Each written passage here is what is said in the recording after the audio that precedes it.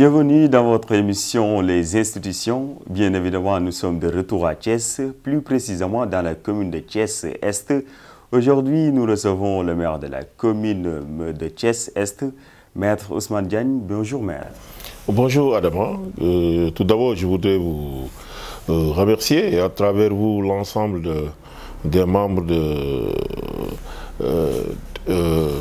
TSTV. Ouais, je voudrais profiter de l'occasion pour saluer mon ami et frère Pape Thioune, votre directrice Anta et l'ensemble des travailleurs de la TSTV.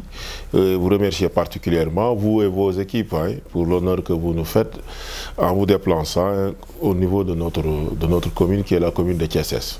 Effectivement, vous avez gagné les élections locales de janvier 2022 et vous avez été installé en février 2022. Est-ce que vous pouvez un peu nous faire la présentation de la commune de Thiès-Est en termes de superficie, de nombre d'habitants et un peu aussi la délimitation? En fait, la commune de Thiès-Est a été créée, je crois, si je ne m'abuse, en novembre 2008.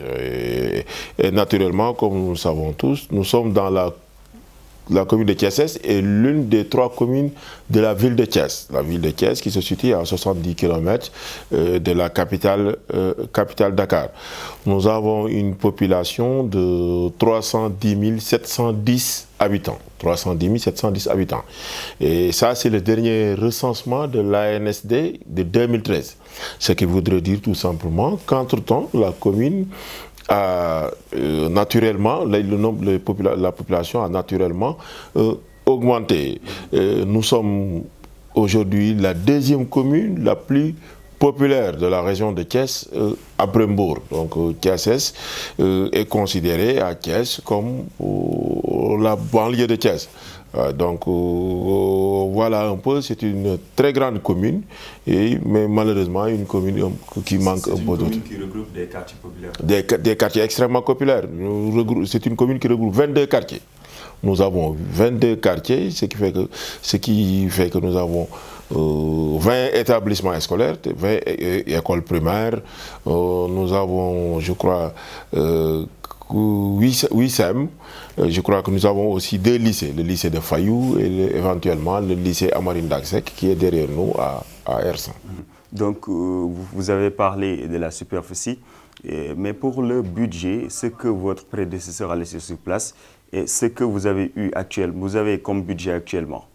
Bon, actuellement, le budget a un peu évolué par rapport au budget que nous avions trouvé sur place, qui était de 600 et quelques millions. Le budget a un peu évolué parce que cette année-ci, si on prend en compte les fonds de dotation, les fonds de concours et le PACASEN, nous retrouverons, nous avoisinons le milliard, c'est-à-dire nous retrouvons un peu avec 800 millions. Les fonds s'élevaient à 667 millions, c'était ça le budget. Mais nous avons travaillé sur ça et nous avons vu qu'il y a des efforts qui ont été faits du point de vue du recouvrement des recettes. Donc dans le budget proprement dit brut, nous n'avons pas pris en compte les fonds de dotation, les fonds PACASEN et d'autres fonds qui nous sont reversés par l'État. Le budget de la mairie, partie investissement comme fonctionnement? Bon, comme d'habitude, c'est vrai que quand on est de l'extérieur, souvent on a tendance à penser que les investissements pourraient être supérieurs aux dépenses, mais au fonctionnement.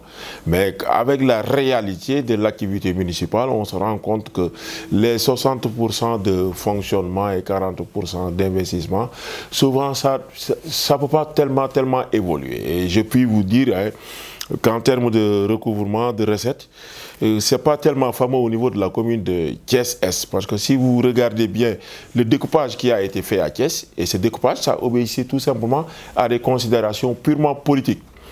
Aujourd'hui, la commune de Thiès-Est, c'est à partir de, si je ne m'abuse, à partir de la banque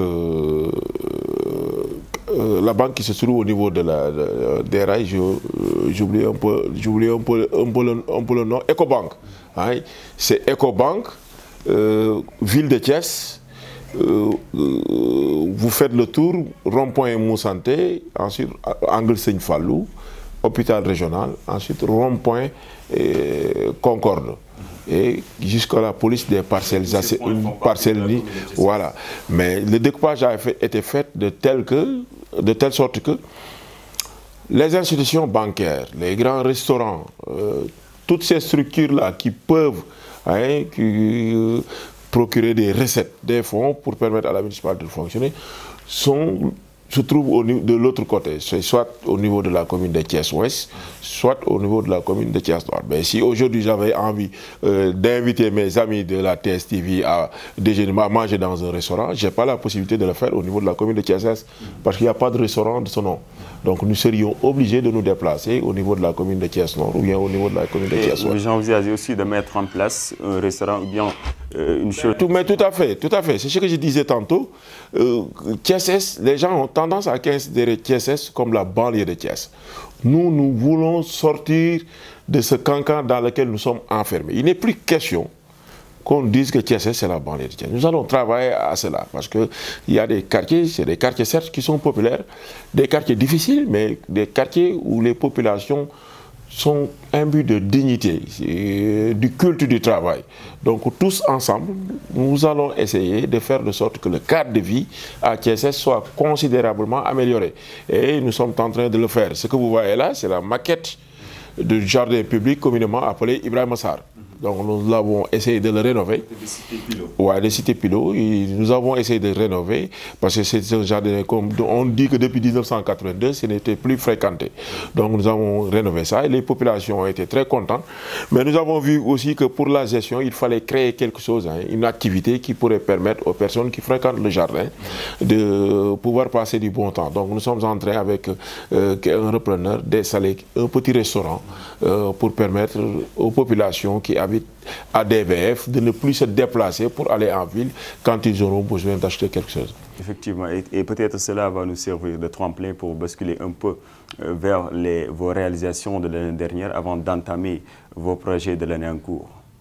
Ce que vous avez eu à réaliser durant cette année. Oui, dès notre arrivée, parce que souvent la perception que les populations avaient à Thiès et que les mairies n'avaient pas de possibilités financières, ne pouvaient pas faire de réalisations.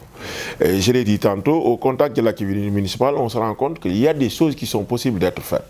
C'est-à-dire que nous sommes dans une commune qui manque de tout, dans tous les domaines. L'État nous a transféré des compétences neuves, mais ne nous a pas transféré suffisamment de fonds pour prendre en compte les préoccupations des Thiessois. Ce qui fait que nous sommes obligés de faire preuve souvent d'ingéniosité et de rapidité, mais aussi de flair. Donc nous avons dit que nous avons une commune assez pauvre, donc qu'est-ce qu'il faut faire? Il faut faire des arbitrages. Nous n'avons pas beaucoup de moyens. Donc l'arbitrage, on investit d'abord dans la santé, dans l'éducation, dans le cadre de vie, le sport et après,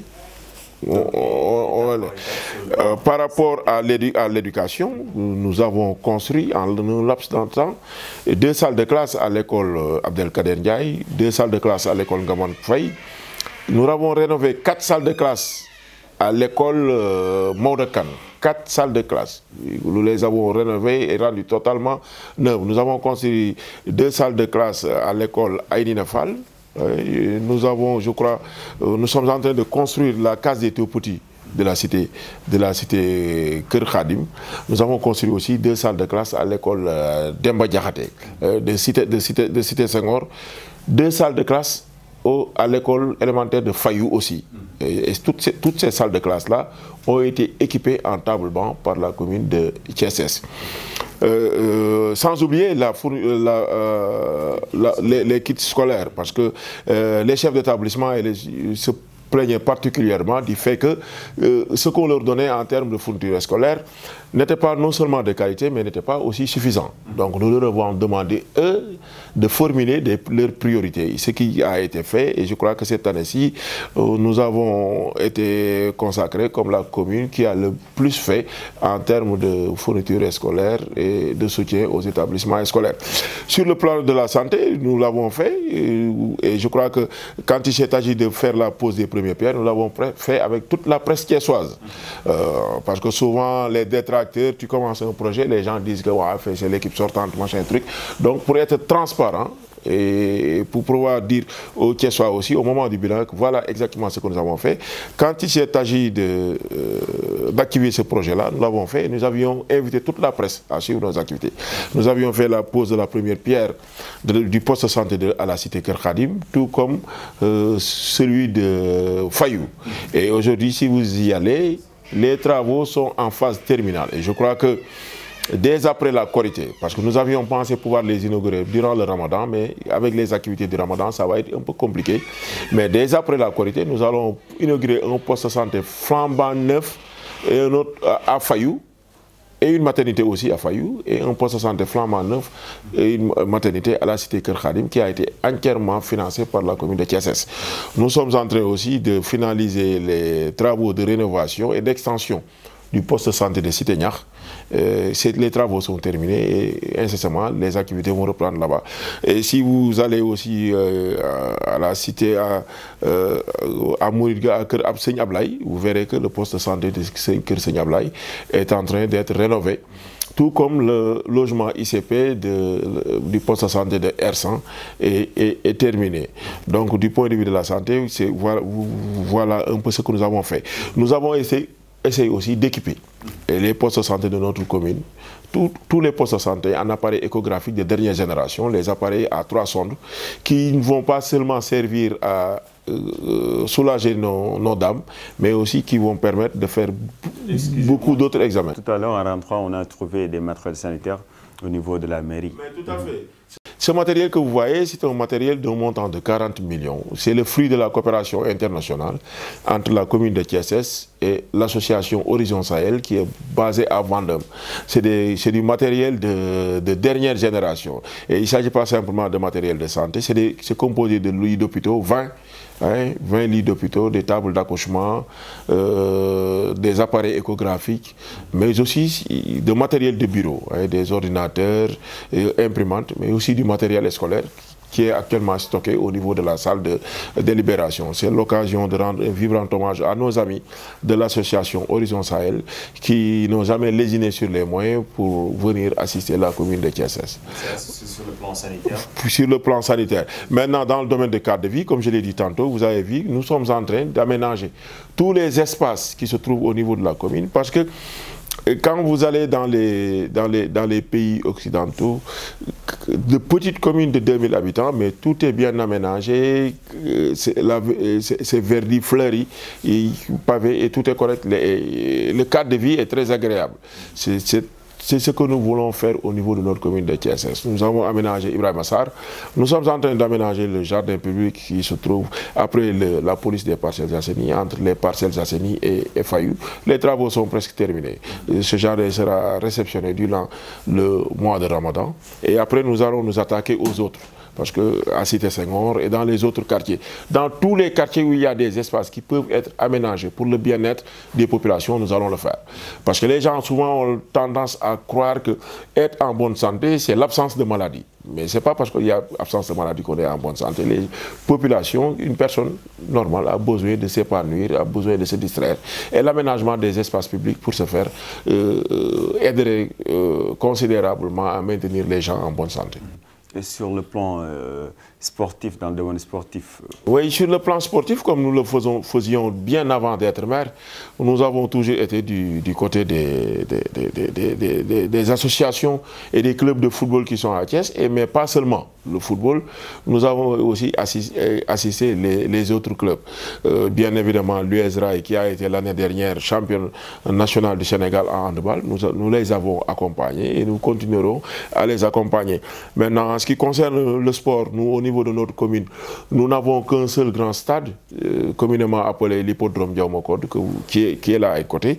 Et nous avons un projet de rénovation de ce stade-là.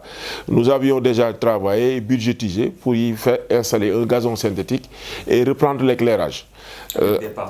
Oui, avec des partenaires privés. Mais entre-temps, le ministère des Sports, qui est aussi un Thiessois, le frère Yankoba Diatara, est venu à Thiès. Il nous a dit qu'il aurait reçu instruction de la part du président de la République de procéder dans le cadre de son programme de rénovation des stades du Sénégal, de rénover le stade des Champs de Courses. Donc apparemment, non seulement le terrain central va être doté de gazon synthétique, mais ils vont faire aussi 3 autres terrains synthétiques, en sus de reprendre les tribunes, l'éclairage public et le terrain de basket et de handball. Ça aussi, ils vont reprendre.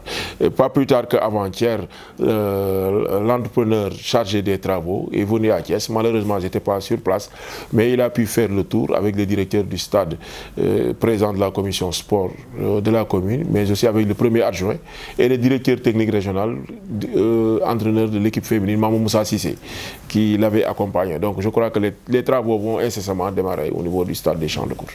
Sur le plan culturel et culturel. Mais absolument, voilà une question qui interroge à Thiès. Un cadre. C'est une ville culturelle. C'est une ville culturelle, mais c'est une ville qui ne dispose pas de salles pouvant permettre à nos acteurs culturels de s'épanouir, de faire correctement leur travail. Et c'est l'occasion pour moi de rendre hommage à mes frères, surtout Petitien, qui avait réussi avec d'autres partenaires à installer un studio à Ersan, mais malheureusement la semaine passée, le studio a pris feu. Donc c'est l'occasion de leur manifester toute notre solidarité et notre disponibilité à les accompagner pour se relever. Parce que je crois que si on arrivait quand même à aménager une salle culturelle à Thiès, ce serait bien. Pas plus tard que ce matin, j'en discutais avec le maire de la ville, qui est dans une opération de reprise de l'enceinte de l'ex-cinéma Amitié, où se trouve la maison des jeunes, qui est un patrimoine de la ville de Thiès. Et je crois que si on arrivait à le reprendre, ça pourrait donner l'occasion aussi à la ville de nous restituer notre casino, qui était un bien de la commune de Thiès. Et je crois qu'on pourrait éventuellement l'aménager pour en faire une maison des jeunes, pour permettre aux acteurs culturels, en cas de besoin, de pouvoir s'y activer. Sur le plan culturel, par rapport à la religion, les religieux, parce que nous sommes dans le mois de Ramadan. Mais tout à fait. D'ailleurs, nous revenons de ce pas-là, de l'inauguration de la mosquée de Balabé. Je crois que la première action que nous avons faite en tant que maire quand nous sommes arrivés, nous l'avons fait dans une mosquée. C'est au niveau de la mosquée de Diamaguène, où la mairie a fait un petit investissement pour les aider à procéder au carrelage de la mosquée. Nous avons pu aussi entrepris des travaux dans une autre mosquée qui se trouve à Cogne 5. Nous sommes intervenus à la mosquée de Fayou, à Darussalam, que nous avons doté de ventilateurs pour améliorer la climatisation. Et nous sommes en train de faire quelque chose aussi pour la grande mosquée de Ersan, qui est mon quartier. Et vous savez, la grande mosquée de Ersan, c'est une mosquée dont les travaux ont démarré alors que nous étions jeunes. Moi, je me souviens encore quand j'étais encore jeune, à l'école primaire, à la descente, j'allais souvent accompagner mon vieux qui était chargé du ferraillage au niveau de cette mosquée. Et aujourd'hui, après plus de 40 ans, la mosquée est encore à l'état où elle était. Et donc, nous nous sommes dit que nous avons l'impérieux devoir d'essayer de les aider pour en terminer avec une bonne fois pour toutes pour ce chantier. Donc la mairie, nous avons des compétences liées, mais des fois, comme je le dis, nous sommes obligés de sortir de ce cercle pour essayer de faire autre chose. C'est ce qu'on a essayé de faire dans le cadre du moyen secondaire. Vous savez que le cycle moyen, ce n'est pas de notre compétence. Mais nous ne pouvons pas nous refuser derrière ça pour ne pas intervenir au niveau des CEM et au niveau du lycée. Parce que c'est des CEM et des lycées qui se trouvent dans notre commune. Et des établissements qui sont fréquentés par nos jeunes frères, par nos neveux. Donc nous sommes obligés d'intervenir. D'où d'ailleurs mon engagement auprès des élèves du CEM de Ersan. Un CEM qui existe administrativement mais qui physiquement n'existe pas. Les élèves, le CEM, l'administration du CEM a envahi la case des tout-petits de Ersan, qui était réservée à des enfants de 3 à 6 ans. Maintenant, 2 salles de classe pour plus de 700 élèves. Moi, je crois que ça, c'est tout à fait inhumain. Donc, nous avons essayé de faire des démarches. Et je crois que l'autorité a compris. Parce que c'est un CEM dont le financement est disponible. C'est un CEM de 14 classes extra moderne. C'est un CEM qui, si on arrivait à le construire, on serait les premiers à l'avoir au Sénégal. Mais malheureusement, pour des considérations politico-administratives, nous n'arrivons toujours pas à disposer des autorisations qu'il faut de la part du ministre des Sports. Mais je crois que ça a un peu évolué, parce que après intervention de l'autorité supérieure, ça a un peu évolué et je crois qu'incessamment nous allons pouvoir démarrer les travaux du CEM de Hersent. Alors, avant de parler de vos perspectives pour les années qui vont venir, est-ce qu'il existe des quartiers actuellement qui ne sont pas encore électrifiés dans la commune de Thiès-Est? Bon, je ne dirais pas des quartiers qui ne sont pas électrifiés, mais je crois que nous avons des efforts à faire au niveau de Balabé 2, qui est un nouveau quartier, au niveau de la cité Kër Khadim, à Darussalam particulièrement, mais aussi à Fayou. Donc voilà des quartiers où il faudra faire des efforts pour extendre un peu le réseau électrique. Maintenant, souvent l'électrification, ce sont les grands axes qui apparaissent. Mais je crois que nous avons l'impérieux devoir d'entrer dans Thiès, dans ce siège-là, dans Thiès des profondeurs. C'est pourquoi d'ailleurs nous avons lancé un appel à toutes les populations. C'est-à-dire que les populations qui sont dans les quartiers, s'ils constatent qu'il y a des rues, des ruelles qui ne sont pas suffisamment éclairées, nous leur demandons de faire l'effort de venir à la mairie et de demander le secrétaire municipal et Inch'Allah, avec les équipes techniques qui sont là, nous allons nous déplacer au niveau de leur quartier pour procéder aux aménagements qu'il faut. Alors, pour revenir à vos perspectives pour les années à venir par rapport aux différents domaines que vous venez d'énumérer sur le plan sportif, éducatif, sanitaire et tout, qu'est-ce que vous envisagez pour la commune de Thiès-Est?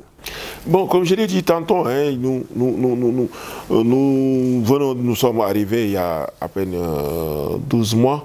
Les projets sont nombreux et divers, mais je crois que nous n'avons pas voulu brûler les étapes. Nous avons travaillé sur un plan annuel d'investissement et un plan triennal d'investissement. Il y a beaucoup de projets qui sont en suspense, donc, dont la reprise de la route de Sampaté, la route qui part de la route nationale vers Sampaté, vers notre vénéré père Thierno Djibrilouane. Il y a la route qui quitte l'hôpital régional, qui passe devant chez Oussas Djité et qui sort de Seras. Il y a l'aménagement aussi, et ça c'est notre plus grand projet. De la route qui se trouve au niveau des hautes tensions, c'est-à-dire que la route qui quitte les cimetières de Djoung, qu'on appelle communément cimetière de Parcelles Assainies, et qui rejoint la route nationale à la cité Kër Khadim, et qui va aussi jusqu'au rail pour maintenant faire le tour jusqu'au siège des chemins de fer. Donc c'est un grand projet, un projet très coûteux. Nous sommes en train de travailler sur ça et je crois que en 2025, avant 2025, nous souhaiterions pouvoir quand même réaliser ça, sans compter les autres projets que nous avons, qui sont, comme je l'ai dit tantôt, divers et nombreux dans le domaine de l'éducation, dans le domaine de la santé. Oui. Oui, nous allons y aller mollo. Mais pour l'instant, ce sont ces projets-là que je vous ai listés qui demeurent notre priorité, et particulièrement le projet de rénovation du champ de course pour le transformer en un stade multifonctionnel avec au moins un terrain principal et 3 autres terrains gazonnés, en collaboration toujours avec le ministère des Sports. Toute dernière question avant de boucler l'émission, parce qu'on ne parle pas de cordes dans une maison de pendu, et que peut-être à Sampaté, ils ont l'habitude de vivre les inondations. Peut-être aussi c'est le quartier du maire de la ville. Comment comptez-vous les accompagner aussi? Tout à fait, tout à fait. Vous savez, Thiès, c'est une ville qui se trouve dans une sorte de cuvette. Et à Sampaté, le problème que nous avons à Sampaté, c'est que il y a un dallo qui a été aménagé à Sampaté. C'est-à-dire que le dallo devait permettre le drainage des eaux. Tout simplement. Il aurait suffi tout simplement de faire un bon curage. Parce que sous le dallo, vous pouvez entrer et sortir du dallo comme vous voulez. Mais malheureusement, ce qui s'est passé, c'est qu'en 1996, il y a eu un lotissement fait par le gouverneur de Thiès d'alors, derrière les rails. Et maintenant, les eaux qui passaient par le dallo pour aller derrière les rails, aujourd'hui qu'il y a des populations qui se sont installées là-bas, ils se sont organisés de sorte que quand les eaux viennent, les eaux retournent automatiquement de là où ils venaient. Et quand les eaux retournent, finalement, ils stagnent à Sampaté. Il y a une station d'épuration qui est installée à Sampaté, mais c'est une station d'épuration qui n'en est que de nom. Donc aujourd'hui, heureux est que le maire de la ville de Thiès habite le quartier Sampaté, et nous aussi nous sommes à côté. Donc nous sommes en train, pas plus tard que ce matin, d'ailleurs nous avons une réunion autour du maire pour discuter de la question des inondations, parce qu'il va falloir anticiper. Si vous avez bien regardé, l'année dernière il y a eu plus d'eau, parce qu'il a beaucoup plu que l'année d'avant. Mais il y a eu moins d'inondations, parce que l'année dernière, nous avions pu anticiper avec nos services techniques, et il y a des travaux de drainage qui ont été faits. Vous aurez remarqué que le canal qui se trouve devant le camp Gémi, en venant, vous avez dû remarquer qu'il y a des travaux de curage qui sont en train d'être faits là-bas par la mairie de Thiès. Travaux de curage, puis de pavage, pour permettre le drainage, un drainage facile des eaux. Donc nous sommes en train de travailler sur un format qui, Inch'Allah, si ça marche, les inondations à Sampaté seront un vieux souvenir. Parce que les images que j'ai vues l'année dernière avec des populations qui ont dû abandonner leurs maisons avec des enfants, des nourrissons, pour être installés dans des écoles. C'est des images qui te font le cœur. C'est des images qu'on ne voudrait plus voir à Thiès. C'est pourquoi nous ferons de notre mieux pour que cette situation-là ne se reproduise pas pour cette année-ci. Merci beaucoup, Michel le maire. C'est moi qui vous remercie. Et si vous le permettez, peut-être profiter de votre antenne, puisqu'on est en période de Ramadan, pour demander pardon à tout le monde, pour un regard de travers, pour une parole de trop, pour une maladresse. Nous demandons, nous supplions, nous sollicitons votre pardon, et nous vous pardonnons, et nous prions pour que le Ramadan se passe dans une ambiance de paix, dans la bonne ambiance, dans une ambiance de paix, et que la paix règne au Sénégal. Merci encore d'avoir bien voulu nous inviter pour cette émission. C'est moi qui vous remercie. La disponibilité et la perspicacité de vos réponses. C'était votre émission Les Institutions. Nous recevons le maire de la commune de Thiès-Est, Maître Ousmane Diagne. À très bientôt pour un autre numéro de votre émission Les Institutions.